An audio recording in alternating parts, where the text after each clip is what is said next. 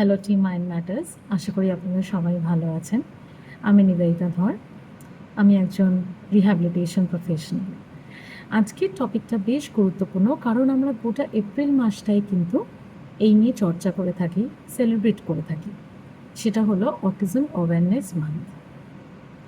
তবে বলে রাখি, এই অটিজম কিন্তু শুধু এই এপ্রিল মাস অবধি সীমাবদ্ধ থাকবে না, বা থাকার কথা নয়, এবং সেটার দায়িত্ব আমার, আপনার এবং বাকি যতজন আছে কমিউনিটিতে তাদেরও।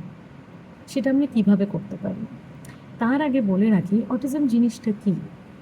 আমরা বেশ এটা নিয়ে কথা শুনতে পাচ্ছি, এবং এরকম আমরা অনেকজনকে চিনিও যাদের হয়তো অটিস্টিক ট্রেটস আছে বা অটিজম আইডেন্টিফাই করা হয়েছে। এবার এই অটিজম জিনিসটা, হ্যাঁ, there is a difference in brain structure, কিন্তু তা বলে কি তারা অক্ষম? না। তা বলে কি তারা তথাকথিতভাবে নর্মাল নয়? ফার্স্ট অফ অল, নর্মালসি বলে কোনো জিনিস হয় না, বিকজ আমরা, আপনি, আমি যেটা জানি সেটাই যে হতে হবে তা কিন্তু নয়। যেমন একটা ছোট্ট এক্সাম্পল দিই, আইফোনের জগতে যদি আমরা অ্যান্ড্রয়েড ইউজ করি, তাহলে কি সেটা ডিসেবিলিটির পরিচয় বা সেটা কি অক্ষমতার পরিচয়? একদমই নয়। আমরা কিভাবে সেই জায়গাতে অ্যাডজাস্ট করে থাকতে পারি, আমরা কিভাবে নিজেদের এবিলিটিসগুলো আরও বেটারভাবে ইউটিলাইজ করতে পারি, সেইখানেই হচ্ছে আমাদের পরিচয়, আমাদের স্ট্রেংথ।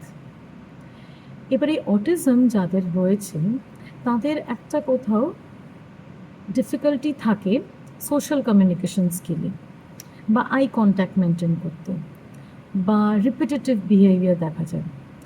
তবে বলে রাখি, এইগুলো আমি দেখলাম বলেই, এই ট্রেটসগুলো আমি জানি বলেই যে আমি কাউকে চট করে লেবেল করে দেব, বা আমি কোনো প্রফেশনালের কাছে না গিয়ে নিজে নিজে আমি সেটা ইন্টারভেনশন স্টার্ট করে দেব, তা কিন্তু নয়।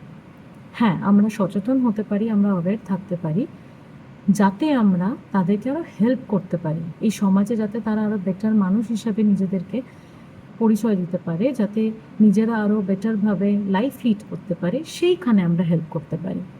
কিন্তু আমরা কখনোই তাদেরকে লেবেল করতে পারি না একটা দুটো ট্রেটসের বেসিসে বা সিমটমসের বেসিসে। সেইখানে আপনাদেরকে রিকোয়েস্ট করা, প্লিজ কোনো প্রফেশনালের গাইডেন্স নেবেন। কোনো পেডিট্রিশিয়ানের কাছে আপনি যেতে পারেন, তারা আপনাদেরকে গাইড করে দিতে পারে, বা কোনো মেন্টাল হেলথ প্রফেশনালের কাছে যাবেন, তারা আপনাদেরকে গাইড করে দিতে পারে। Thank you so much. Please ভালো থাকবেন, সচেতন থাকবেন, কিন্তু সেই সচেতনতাটা কিন্তু যাতে মানুষের কাজে লাগে, অন্যরা যাতে উপকৃত হয়, সমাজের কল্যাণে লাগে, সেই জায়গাটা কিন্তু একটু ভেবে দেখবেন। থ্যাংক ইউ সো মাচ, খুব ভালো থাকবেন।